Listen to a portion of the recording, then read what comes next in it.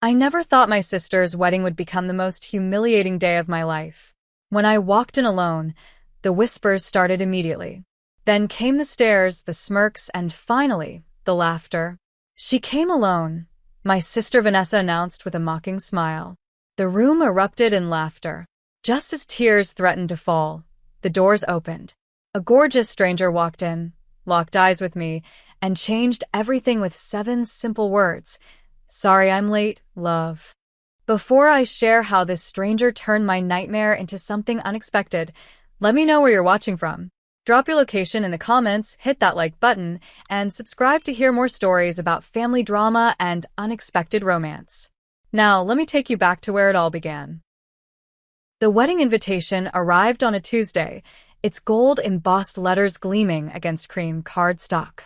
I traced my finger over the elaborate script announcing my sister Vanessa's marriage to her college sweetheart, Tyler. While most sisters would feel joy, I felt only dread pooling in my stomach. Growing up, Vanessa had always been the perfect daughter. She excelled in school, participated in every extracurricular activity imaginable, and always brought home the kind of boyfriends our parents approved of. Meanwhile, I struggled to fit in, chose art over academics, and dated guys who made my father's expression sour the moment they walked through our door. "Don't forget to RSVP with your plus one," my mother Diane said during our weekly phone call, her voice carrying that familiar note of expectation. "Everyone's bringing someone." I clutched the phone tighter. "Mom, Marcus and I broke up 2 months ago. You know that." "Well, surely you've met someone new by now?" "What about that guy from your office your friend Grace mentioned?" "He's married, Mom." Oh. The disappointment in her voice was palpable. "Well, you still have 3 weeks. Plenty of time to find someone suitable." The calls continued as the wedding approached. Each time, different variations of the same question. "Have you found a date yet?" From my mother, my aunts, even my younger cousins. The wedding was becoming less about Vanessa's happiness and more about my failure to secure a man to stand beside me. I considered not attending at all, but that would only confirm what they already thought, that I was bitter, jealous, and couldn't stand to see my sister happy. So I decided to go alone, to prove I was strong enough to face their judgment. Shopping for my dress was a lonely affair. I'd always imagined doing this with my mother or sister, but Vanessa was busy with her own wedding preparations, and my mother was too preoccupied with ensuring everything would be perfect for her favorite daughter's big day. The nights before the wedding were filled with anxiety dreams. In one, I arrived at the church, and everyone pointed and laughed. In another, the priest asked if anyone objected to the marriage, and my entire family stood up to declare I wasn't worthy of love. My friend Grace suggested I hire an escort service. "Just for appearance's sake," she said over coffee. "Nobody has to know he's not really your boyfriend." I considered it briefly, but decided against it. "That would only prove I'm as desperate as they think I am," I told her. "Besides, what happens when they start asking questions about our relationship? The whole thing would fall apart." "Then you're braver than I am," Grace said, squeezing my hand. "Just remember, their opinions don't define your worth." I nodded, wishing I could believe her. But years of being compared to my sister had left their mark, and as the wedding day approached, I could feel myself shrinking, becoming smaller in anticipation of their judgment. The night before the wedding, I laid out my emerald green dress on the hotel bed. It was beautiful, perhaps too beautiful for someone attending alone. For a moment, I considered exchanging it for something less noticeable, something that would help me blend into the background. But then I remembered Grace's words. I deserve to look and feel beautiful, regardless of whether I had a man by my side. As I fell into a restless sleep, I promised myself I would hold my head high tomorrow. I would smile through their pity and laugh off their comments. I would show them that Alana Carter didn't need a +1 to be complete. But deep down, I knew it wouldn't be that simple. The morning of Vanessa's wedding dawned bright and clear, mocking my dark mood. I stood in front of the hotel mirror, applying my makeup with trembling hands. Each brush stroke felt like armor I was putting on for battle. My phone buzzed repeatedly with messages from cousins I hadn't spoken to in months. "Can't wait to meet your date," texted cousin Monica. Is he cute? Bring him to our table, wrote cousin Jessica. I ignored them all. The drive to the church was torture. Twice I nearly turned around, concocting excuses in my head. Food poisoning, flat tire, sudden death. Anything seemed better than facing my family alone. But I kept driving, knuckles white against the steering wheel. The church parking lot was already filled with cars when I arrived. Couples walked arm in arm toward the entrance, women in colorful dresses, men in sharp suits. I sat in my car watching them, postponing the inevitable. You can do this, I whispered to my reflection in the rearview mirror. It's just one day. Walking into the church felt like walking into a spotlight. Heads turned, eyes widened, whispers began. I clutched my purse tighter and forced a smile. Alana, you made it. My Aunt Patricia approached, her eyes darting behind me, searching for a companion who wasn't there. Oh, you came alone? Well, that's brave. Nice to see you too, Aunt Patricia, I said, trying to keep my voice steady. You know, your cousin Jennifer's friend's son is single. Very handsome. I could introduce you at the reception. I'm fine, thanks. I moved past her before she could see the flush creeping up my neck. I chose a seat in the back row, hoping to remain invisible. No such luck. Uncle Steve spotted me and made his way over. All by yourself, huh? He said loudly enough for nearby guests to hear. Well, more room to spread out, right? He laughed at his own joke. From my seat, I could see Vanessa being photographed with her bridesmaids outside the church. They were laughing, flower bouquets held aloft, sunshine glinting off their matching necklaces, gifts from Vanessa, no doubt. I hadn't been asked to be a bridesmaid. It's nothing personal, Vanessa had explained when I'd confronted her about it. It's just that my friends and I have been planning this since college. You wouldn't fit in with the aesthetic. The aesthetic. As if that mattered more than having her only sister stand beside her. The organist began playing, signaling the start of the ceremony. Guests settled into their seats. I noticed a few empty chairs around me, creating an island of solitude in a sea of pairs. As the bridal march began and everyone stood, I felt a lump form in my throat. Vanessa looked radiant walking down the aisle on our father's arm. Her dress was everything she'd dreamed of, an extravagant ball gown with a cathedral train. Dad looked proud, his chest puffed out, eyes misty. I wondered if he'd look that proud walking me down the aisle someday. If that day ever came. Throughout the ceremony, I couldn't help but notice how often the priest mentioned partnership, unity, and companionship. Each word felt like a personal attack, a reminder of what I lacked. By the time Vanessa and Tyler exchanged rings, I was counting the minutes until I could escape to the reception, where at least there would be alcohol. As guests filed out of the church, I hung back, not wanting to get caught in conversation. I overheard my mother talking to a relative. No, Alana's not seeing anyone right now.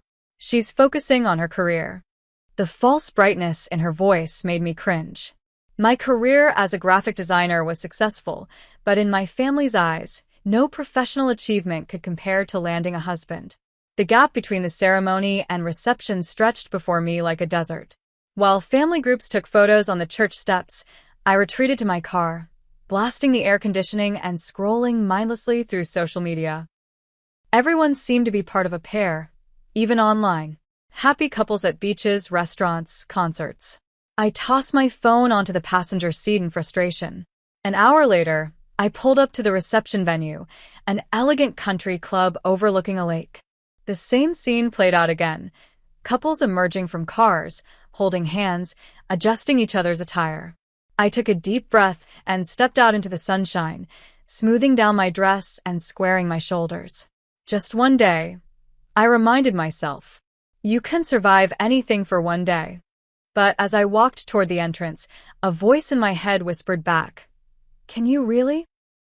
The reception hall was a vision in white and gold, exactly as Vanessa had described in her countless wedding planning calls. Crystal chandeliers hung from the ceiling, casting a warm glow over elegantly set tables. A massive dance floor stretched before a stage where a live band was setting up. Name? Asked the hostess at the entrance, clipboard in hand. Alana Carter. Her eyes scanned the list. Ah, yes. You're at table 17. Table 17 turned out to be what could only be described as the singles table, tucked away in a corner far from the bride and groom. My companions included 2 teenage cousins glued to their phones, my recently divorced Uncle Howard, and my grandmother's friend Ruth, who was at least 85 and kept asking if I was the waitress. No, Ruth, I'm Robert's daughter. I explained for the 3rd time. Who? Robert. Diane's husband. The father of the bride. Oh. She squinted at me. You're not married, are you? I took a large sip of wine. As guests mingled during cocktail hour, I made my obligatory rounds, plastering on a smile so fixed my cheeks hurt. At the photo booth set up for couples, the photographer looked at me expectantly. Just me, I said.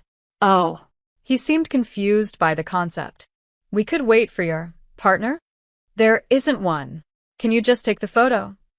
The resulting picture showed me standing awkwardly alone against a backdrop of intertwined hearts and the words, Vanessa and Tyler forever.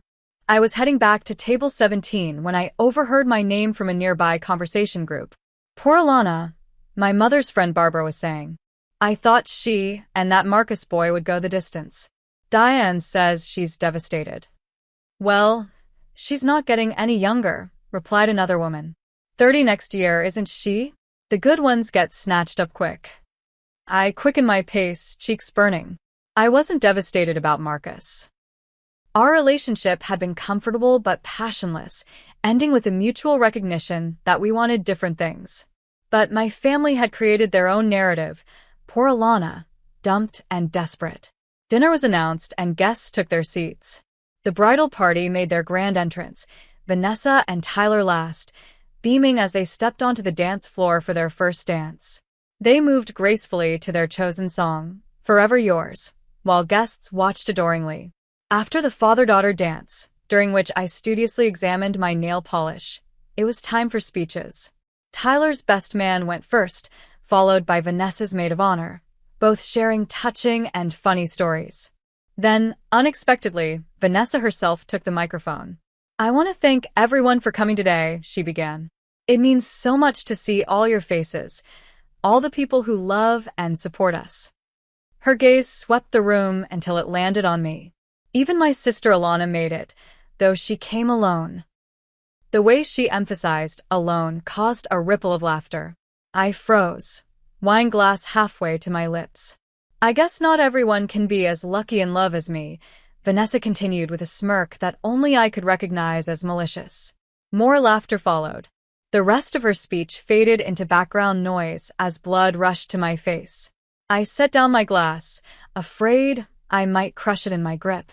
At the table beside mine, Monica's 6-year-old twins stared at me.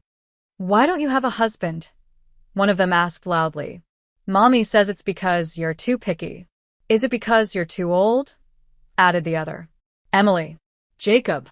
That's enough, Monica hissed, though she didn't look particularly sorry. Uncle Steve stopped by my table, clapping a meaty hand on my shoulder. Always the bridesmaid, never the bride, Alana? He chuckled at his own joke, apparently forgetting I wasn't even a bridesmaid. By the time the main course arrived, I had perfected the art of pushing food around my plate while avoiding eye contact. I considered making an early exit. Surely I'd fulfilled my family obligation by now, but the thought of everyone noticing and commenting on my departure kept me glued to my seat. I excused myself to the bathroom, locking myself in a stall where I could finally let out the breath I'd been holding all day. In the mirror, I fixed my makeup, erasing traces of smudged mascara. You're stronger than this, I told my reflection. Their opinions don't matter. A woman exited a stall behind me. My cousin Rebecca. Oh, Alana. How are you holding up? Her voice dripped with fake sympathy. It must be so hard coming to a wedding right after a breakup. So brave of you. I forced a smile. I'm having a great time, actually. Marcus and I ended things months ago. Of course, of course. She patted my arm. Well, there are plenty of fish in the sea, though the pool does get smaller at our age. I was 32. She was 34. Apparently, we were ancient. As I returned to the reception, I made a decision. I wouldn't leave early. I wouldn't hide in corners. I would hold my head high and show them all that I didn't need their pity or their backhanded comments. I would dance, drink champagne, and even catch the damn bouquet if it came my way. I was done being the family's favorite target. What I didn't know was that fate had other plans that would arrive in the form of a stranger about to walk through the reception hall doors. The band had just launched into an upbeat number, and the dance floor was filled with swaying couples when the side door to the reception hall opened. I wouldn't have noticed except that several heads turned in that direction, momentarily distracted from the festivities. A man stepped inside, tall, with dark hair swept back from a face that belonged on a magazine cover. He wore a perfectly tailored suit that suggested both money and taste. He paused at the entrance, scanning the room with confident ease, as if assessing a battlefield before engaging. Conversations nearby faltered as people tried to place him. Was he a friend of the groom? A distant relative? No one seemed to know. I watched with mild curiosity from my position at the bar, where I'd been nursing a gin and tonic and trying to look purposefully alone rather than abandoned. Our eyes met across the room, and instead of the quick, awkward glance away that usually happens with strangers, he held my gaze. A smile formed on his lips, not the polite social smile of a wedding guest, but something more deliberate. Before I could process what was happening, he was walking directly toward me, navigating between tables with graceful determination. Guests watched his progress, equally confused. Vanessa, in the middle of a conversation with her college friends, noticed the ripple of attention and turned to follow everyone's gaze. Her expression shifted from curiosity to suspicion as she watched the stranger approach me. He stopped directly in front of me, close enough that I could smell his cologne, something woody and expensive.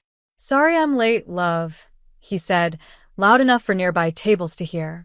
Then he leaned in and kissed my cheek, his hand resting comfortably on the small of my back. Traffic was a nightmare, and then the client meeting ran over.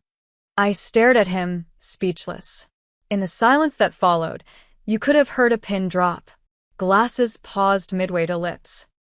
Forks hovered over plates. My entire family seemed to collectively hold their breath. "You remember me mentioning that big project deadline?" he continued smoothly. "All sorted now. I wouldn't have missed this for the world."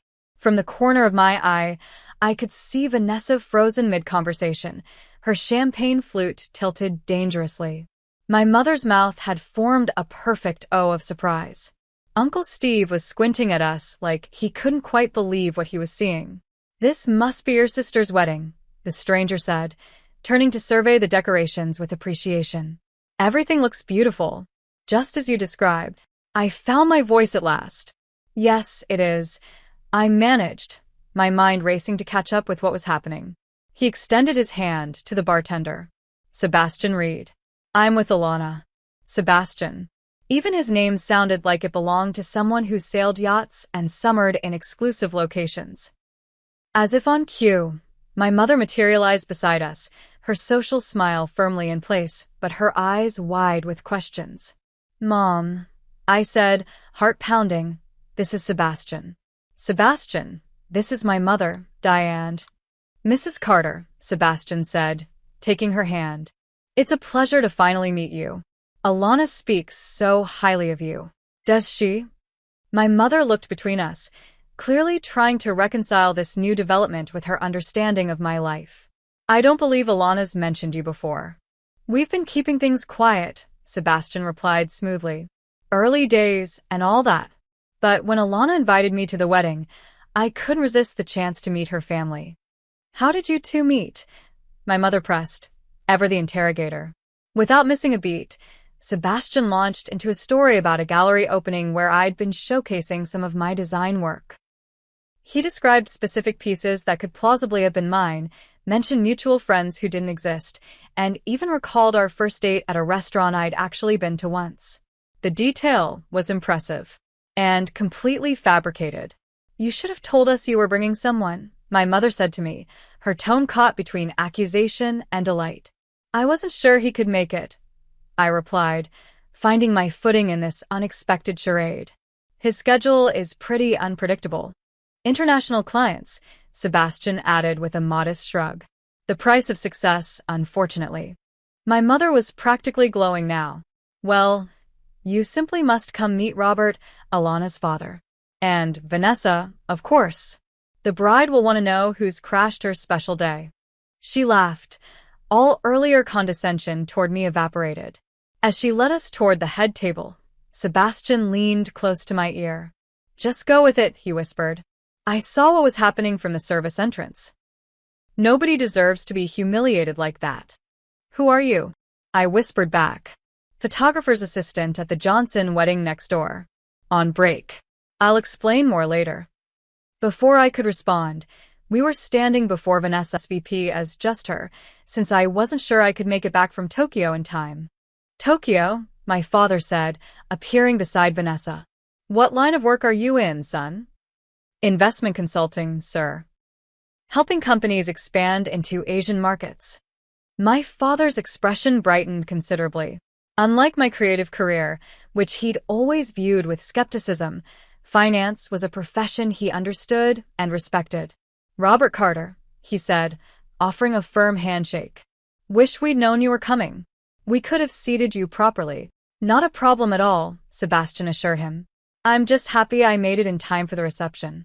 As my parents and Vanessa peppered Sebastian with questions, all of which he answered with remarkable consistency and confidence, I noticed the shift in how they looked at me. Suddenly, I wasn't the pathetic single sister anymore. I was the woman who had attracted this successful, handsome man. My value had instantly increased in their eyes, not because of anything I had done, but because a man had chosen me. The realization should have angered me, but in that moment, all I felt was relief and a strange, bubbling gratitude toward this mysterious stranger who had swooped in to rescue me from my family's judgment. Would you like to dance? Sebastian asked after successfully navigating the family inquisition. The band was playing a slow song. Couples swayed together on the dance floor.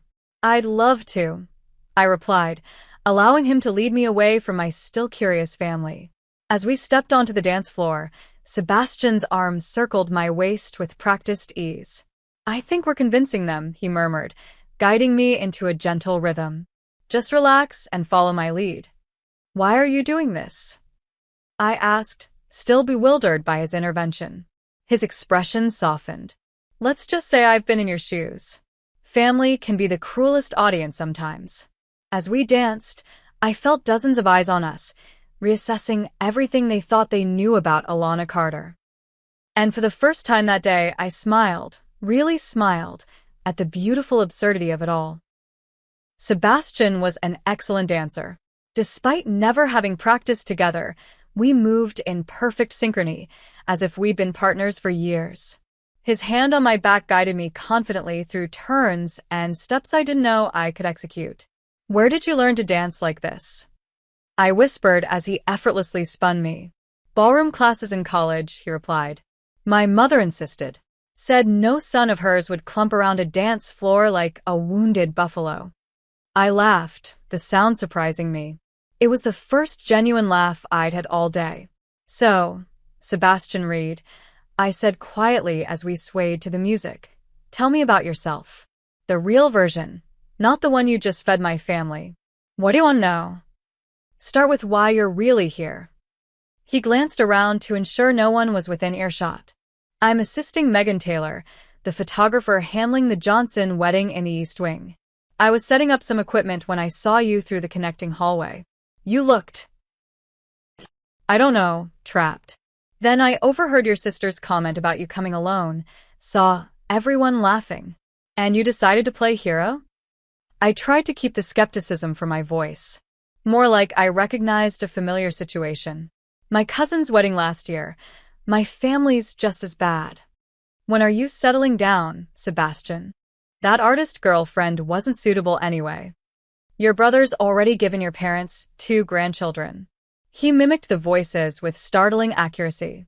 The artist girlfriend sounds interesting. She was. Still is, I imagine. She moved to Paris 6 months ago. We tried long distance, but... He shrugged. Some things aren't meant to last. As we danced, we exchanged whispered life stories. I learned he was 34, had studied photography and business, and was building a portfolio while working commercial gigs to pay the bills. He'd grown up in Chicago with parents who had his life mapped out: prestigious university, corporate career, marriage to someone from their social circle. His decision to pursue photography had created a rift that was still healing.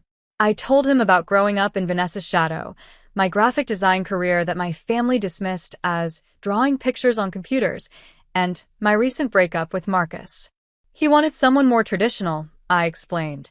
Someone who'd be content with dinner parties and country club memberships. When I got offered that 3-month project in Seattle, he said a real relationship couldn't survive that kind of separation. Sebastian snorted. Sounds like you dodged a bullet. That's what my friend Grace said. My family acted like I'd lost my last chance at happiness. The song ended, but Sebastian kept hold of my hand as we left the dance floor.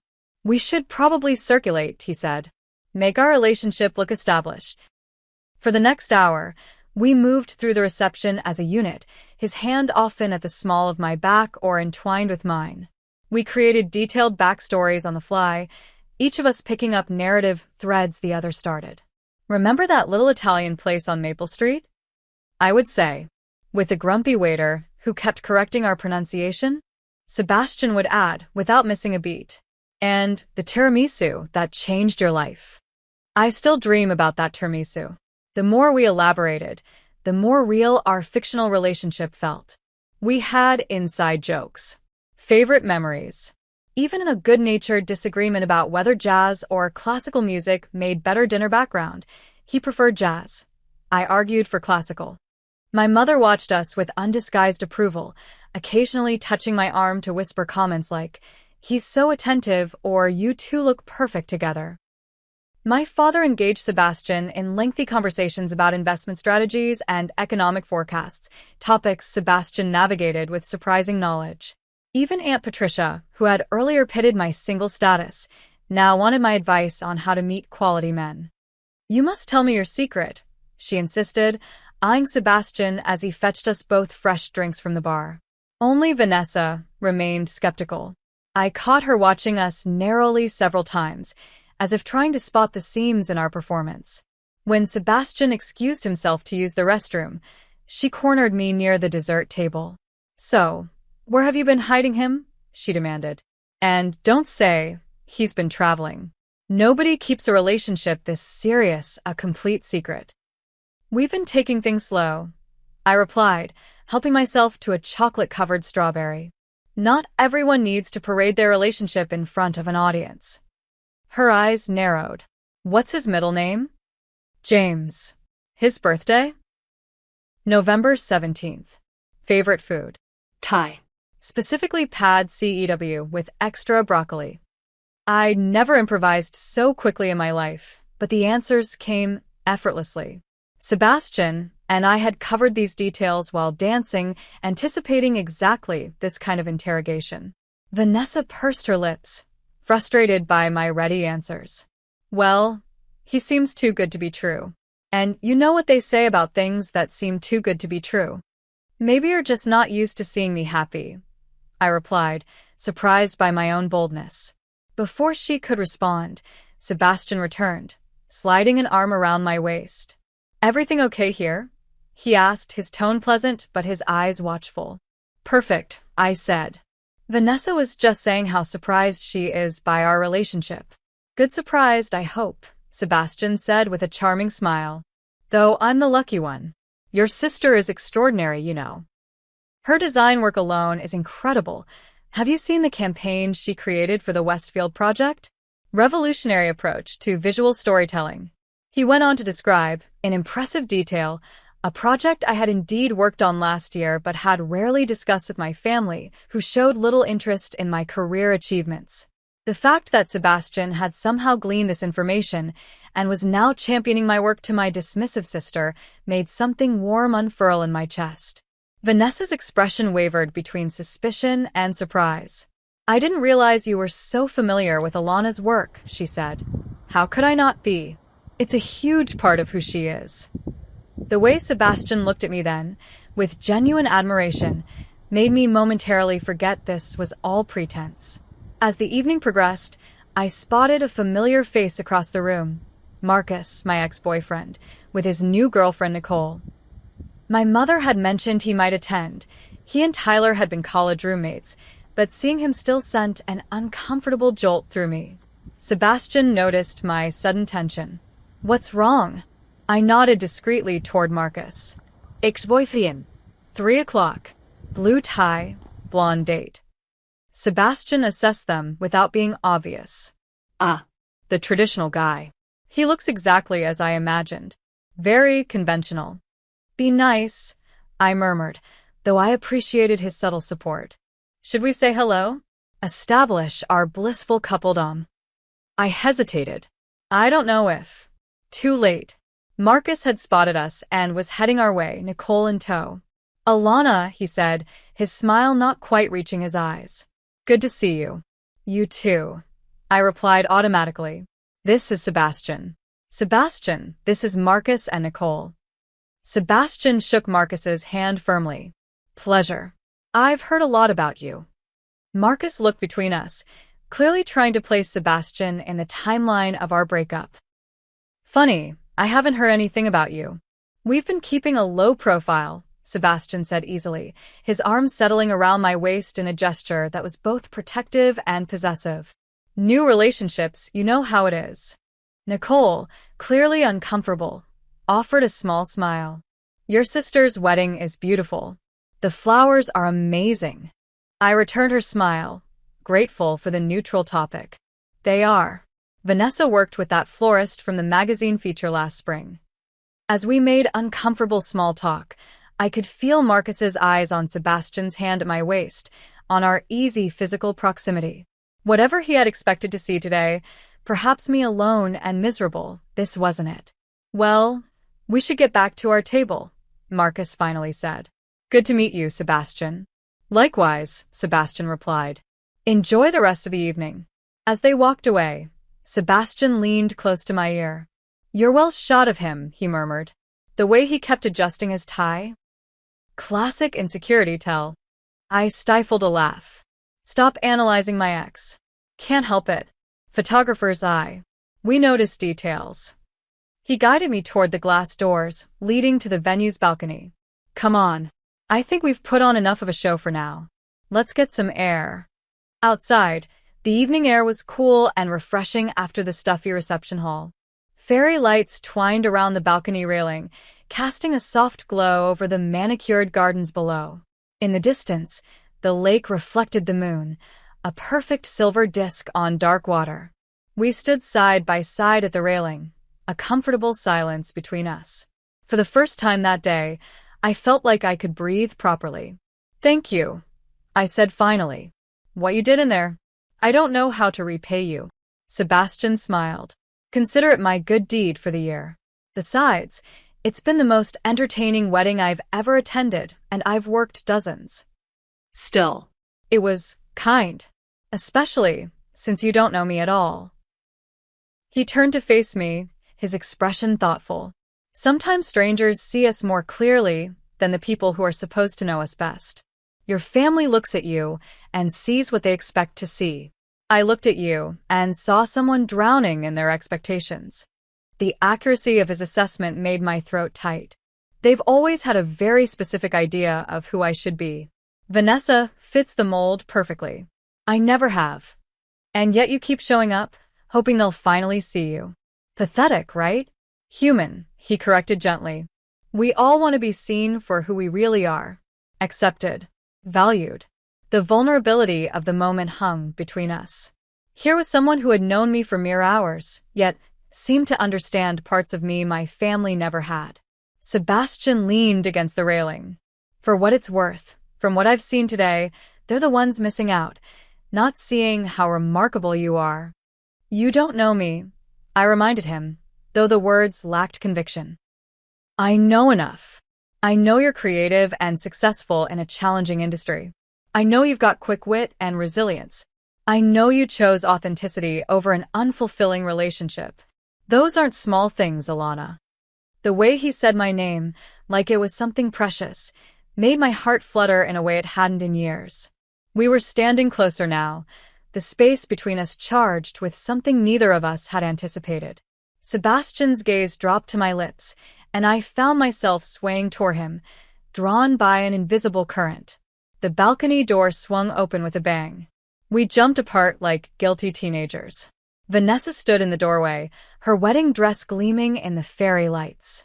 "There you are," she said, her voice sharp. "Mom's looking for you. It's almost time for the bouquet toss." Her eyes moved suspiciously between Sebastian and me. "What are you two doing out here anyway?" "Just getting some fresh air," I said, hoping the darkness hid my flushed cheeks. "It's hot inside." "Aha." Vanessa clearly didn't believe me. "Well, come on. Everyone's waiting." As we followed her back inside, Sebastian whispered, "That was close. Your sister has terrible timing." I suppressed a smile. "Always has." What I didn't say was that for the first time in my life, I was grateful for Vanessa's interruption. Because whatever was happening between Sebastian and me was no longer just pretend, and that terrified me more than facing my family alone ever had. The bouquet toss was a predictably awkward affair. Despite being in a relationship, I was still pushed into the group of single women by my enthusiastic aunts. "You're not married yet," Aunt Patricia insisted, practically shoving me forward. Sebastian watched from the sidelines, clearly amused by my discomfort. I shot him a look that promised retribution, which only made his grin wider. Vanessa stood on a chair, her back to the crowd, bouquet poised. I positioned myself at the edge of the group, planning to make a minimal effort. But when Vanessa tossed the flowers, she turned slightly, her eyes finding mine with deliberate precision. The bouquet sailed directly toward me, giving me no choice but to catch it or be hit in the face. Reflexively, my hands went up. The bundle of white roses and baby's breath landed squarely in my arms. A cheer went up. My mother clapped ecstatically. Vanessa's smile was tight. "Look at that," she announced. "Maybe Alana will be next after all." "Sebastian better watch out." The crowd laughed. Sebastian raised his glass in acknowledgement, playing along perfectly. As the party continued, we maintained our couple charade, dancing to upbeat songs, sharing dessert, posing for photos. Every now and then, I would catch Sebastian looking at me with an expression I couldn't quite interpret, something beyond the act we were putting on. We were sitting at a quiet corner table, taking a break from the performance, when Cousin Monica approached, her expression uncharacteristically serious. "Alana, can I talk to you for a second?" she asked, her eyes flicking to Sebastian. "Sure," I said, confused by her somber tone. "Is everything okay?" "Actually, I just ran into Kelly from the Johnson wedding next door. We used to work together." Monica's gaze shifted meaningfully to Sebastian. She mentioned their photographer had an assistant named Sebastian. My stomach dropped. Sebastian's expression remained neutral, but I felt him tense beside me. "What a coincidence," he said smoothly. "It's a common name." Monica wasn't buying it. "She described you perfectly, right down to the navy suit." Sebastian and I exchanged glances. The game was up. "Monica, I can explain," I began, but she was already backing away. "I'm going to get Vanessa," she said. "She should know someone's crashing her wedding." Before we could stop her, Monica had hurried to the head table where Vanessa was chatting with her bridesmaids. We watched as she whispered in Vanessa's ear. Vanessa's head snapped up, her eyes finding us across the room. "This isn't good," Sebastian murmured.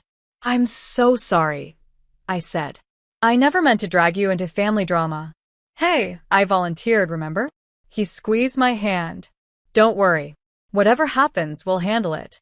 But I wasn't prepared for the spectacle Vanessa created.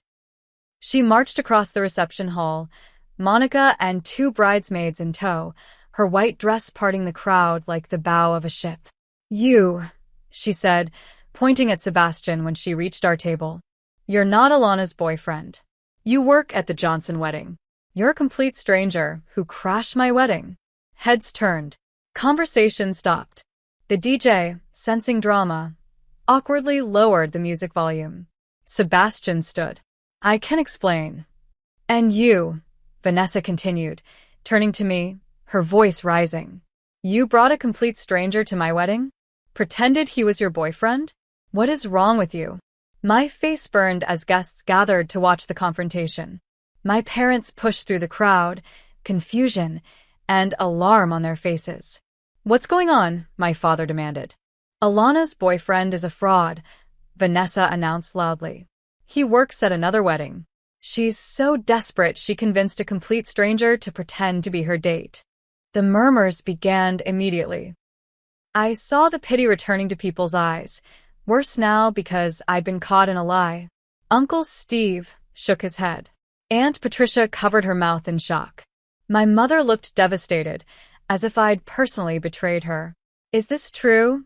My father asked Sebastian. Sebastian hesitated, clearly torn between honesty and protecting me. Sir, it's not what it looks. Yes, it's true. I interrupted, standing up. My heart was pounding, but suddenly I was tired of lies. The ones Sebastian and I had created today, and the ones I'd been telling myself for years about my family. A hush fell over the gathered crowd. Even Vanessa seemed surprised by my candor. Sebastian is a photographer's assistant at the Johnson wedding. We met today. He saw how you all were treating me and decided to help. I took a deep breath. But that's not the real issue here, is it? Alana, my mother warned. This isn't the place. It's exactly the place, I continued. For years, I've let this family make me feel like a failure because I don't fit your narrow definition of success. Because I chose a career in art instead of law or medicine. Because I value independence over tradition. Because I'd rather be alone than with someone who doesn't appreciate who I really am. I looked at Vanessa. You announced to everyone that I came alone like it was something shameful. You've always treated me like I'm less than you because I marched to my own drum. You didn't even want me as your bridesmaid because I didn't fit your aesthetic. Vanessa's face flushed. That's not fair. It's completely fair. And Mom, Dad, I turned to my parents. You've always compared us, always made me feel like I was the disappointing daughter because I wasn't exactly like Vanessa. Do you have any idea what that does to a person? To always feel like you're not enough. My voice broke slightly, but I pressed on. Today, the moment you thought I had a successful boyfriend, suddenly I was worthy of your respect. Suddenly my career was interesting, my choices valid. What does that say about how you value me as a person? The reception hall was silent now. Even the servers had paused their rounds. So yes, Sebastian and I met today. And yes, we pretended to be a couple. But the real lie has been pretending that your approval matters more to me than my own happiness. I turned to Sebastian. I'm sorry you got dragged into this. Sebastian's eyes were warm with admiration. Don't apologize. That was long overdue. Vanessa's face had turned an alarming shade of red. How dare you turn my wedding into your therapy session? This is my day, not yours. Everything is always about you, Vanessa, I said quietly. That's the problem. I want you both to leave, she hissed. Now. Before I have security escort you out. I looked around at the shocked faces of my family, at my mother's distress, my father's discomfort. For a moment, I felt a stab of regret for causing a scene at my sister's wedding. But then I remembered years of subtle put-downs, of being made to feel less than, of shrinking myself to avoid their judgment. Fine, I said. Congratulations on your marriage. I hope it brings you joy. I turned to Sebastian. I think we've outstayed our welcome. He nodded, offering me his arm with a formal gesture that somehow transformed our exit from an expulsion into a choice. Shall we? With my head held high, I took his arm, and we walked through the parting crowd toward the exit. No one tried to stop us. No one spoke. The only sound was the click of my heels on the polished floor and the faint rustle of my dress. As we pushed through the double doors into the cool night air, I expected to feel shame or regret. Instead, I felt something unexpected: freedom. The night air hit my face like a splash of cold water, bringing clarity after the heated confrontation inside.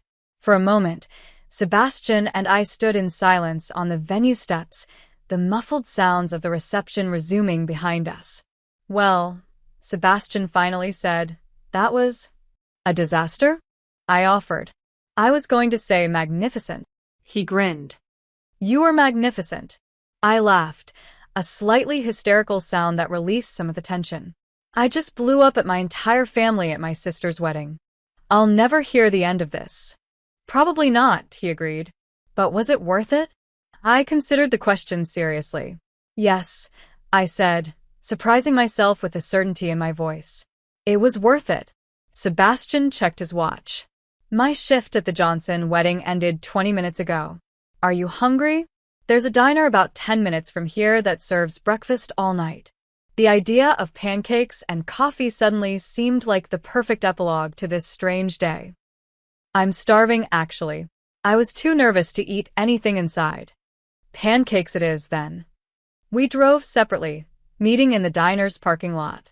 The place was nearly empty at this hour, just a few truckers at the counter and a group of teenagers in a corner booth, coming from or going to some late-night adventure. We slid into a booth by the window, the vinyl seats squeaking beneath us. A tired-looking waitress named Brenda brought menus and coffee without being asked. "You look like you need this," she said, pouring the steaming liquid into thick, white mugs. "You have no idea," I replied. Once we'd ordered chocolate chip pancakes for me, Denver omelet for Sebastian, we finally had a moment to process everything that had happened.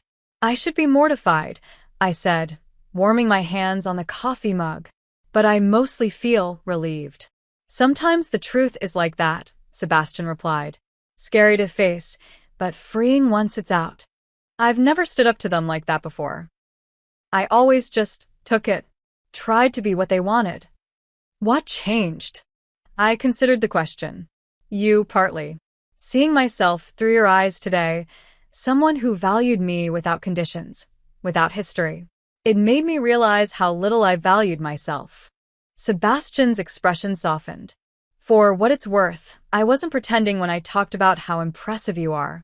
Your work, your independence, your quick thinking, all real. Even though you've known me for less than 6 hours? Sometimes 6 hours is enough to see someone clearly." Our food arrived, steaming and generously portioned. As we ate, we talked more about our lives, no longer needing to maintain a fictional relationship, but genuinely interested in learning about each other. Sebastian told me about his photography, showing me some of his work on his phone, stunning black and white portraits that captured raw emotion in everyday moments. "These are incredible," I said, swiping through the images. "You have a real gift." "Thanks. My parents still think it's a hobby I'll outgrow." He shrugged. "Maybe someday they'll come to a gallery showing and finally get it. Or maybe they won't. I'm learning to be okay with either outcome." "That's what I need to learn," I admitted. "How to be okay with disapproval. It gets easier. And it helps to have people in your corner who get you. Do you have that?" I thought of Grace, my supportive colleagues, the clients who valued my creative vision. Yes. I've just been giving those relationships less weight than they deserve. As the night deepened around us, the diner's fluorescent lights creating a bubble of warmth against the darkness outside, something shifted between us. The pretense was gone, but the connection remained stronger now because it was real. "I should probably give you my real number," Sebastian said as we finished our meal. "In case you need a fake boyfriend for another family event." I laughed. "I think my family events are off the table for a while, but I'd like your number anyway." We exchanged phones, each entering our contact information. When he handed mine back, I saw he'd saved himself as Sebastian, real boyfriend application pending. "Confident, aren't you?" I teased. "Hopeful," he corrected with a smile that made my heart skip. On the drive home to my apartment, I expected the emotional crash to hit: regret, embarrassment, anxiety about family fallout. Instead, I felt strangely peaceful. Whatever came next with my family would be difficult, but at least it would be honest. My phone buzzed with texts and missed calls, from my parents, from relatives, even one from Vanessa. I turned it off. They could wait until tomorrow. There was one message I did read, though, from Sebastian. "Home safe? I had a great time tonight, despite the dramatic finale. Or maybe because of it. Would you like to have dinner sometime? A real date this time. No family drama required. I smiled as I typed my reply. Home safe. Dinner sounds perfect. Let's start over. No pretending this time. In the days that followed, the family fallout was exactly as messy as I'd expected. My mother called daily, oscillating between hurt accusations and tentative attempts to understand. My father was more distant, uncomfortable with emotional confrontation. Vanessa didn't speak to me at all. Some relatives surprised me, though. Aunt Patricia called to say she'd always admired my independence, but didn't know how to express it. Uncle Steve sent an awkward but sincere email apologizing for his thoughtless comments over the years. Even cousin Monica reached out, admitting she sometimes envied my freedom from conventional expectations. Sebastian and I had our first real date a week after the wedding. Dinner at a small Italian restaurant, nothing like the fictional one we'd created in our fake relationship stories. We talked for hours, discovering genuine common ground and interesting differences. The connection we'd felt during our charade had been real, even if the circumstances weren't. By the time Vanessa and Tyler returned from their honeymoon, Sebastian and I had been on 5 dates. When she finally called me, her anger had cooled enough for a civil conversation. What you did was incredibly selfish, she said without preamble. What you've been doing my entire life was incredibly hurtful, I countered. I'm not apologizing for finally standing up for myself. After a long silence, she sighed. I never realized you felt that way. You never asked. Another silence. Are you really dating that photographer guy now? I couldn't help but laugh at the irony. Yes. And his name is Sebastian. Mom will be thrilled, she said, and I detected the ghost of humor in her voice. 6 months later, Sebastian and I attended my cousin Jessica's baby shower together, our first family event as a genuine couple. The reception was mixed. Some relatives welcomed us warmly, others maintained a cool distance. My mother was cautiously supportive, having gradually accepted that her relationship with me needed to change if she wanted to remain in my life. As Sebastian and I slow danced at the after-party, yes, my family throws after-parties for baby showers, he pulled me close and whispered, "Remember when we first danced like this? Pretending to be in love." We were pretty convincing, I replied, resting my head on his shoulder. I wasn't entirely pretending, he admitted. Even then, I was already falling for you. Even when I was having a public meltdown at a wedding? Especially then. You were magnificent, remember? I smiled against his shoulder. We have the strangest origin story. The best ones always are. As we swayed to the music, surrounded by my imperfect family in this imperfect moment, I realized something important. Happiness wasn't about gaining everyone's approval or meeting external expectations. It was about being true to yourself and finding people who valued that truth. Sometimes it takes a stranger to help you see yourself clearly. And sometimes that stranger becomes the person who knows you best of all. What about you? Have you ever had to stand up to family expectations or found connection in an unexpected place? Share your story in the comments below. And if you enjoyed this journey of self-discovery and unexpected romance, please like, subscribe, and share with someone who might need to hear that it's okay to be their authentic self. Thank you for joining me today, and remember, sometimes the most beautiful beginnings come from what feels like a disaster in the moment.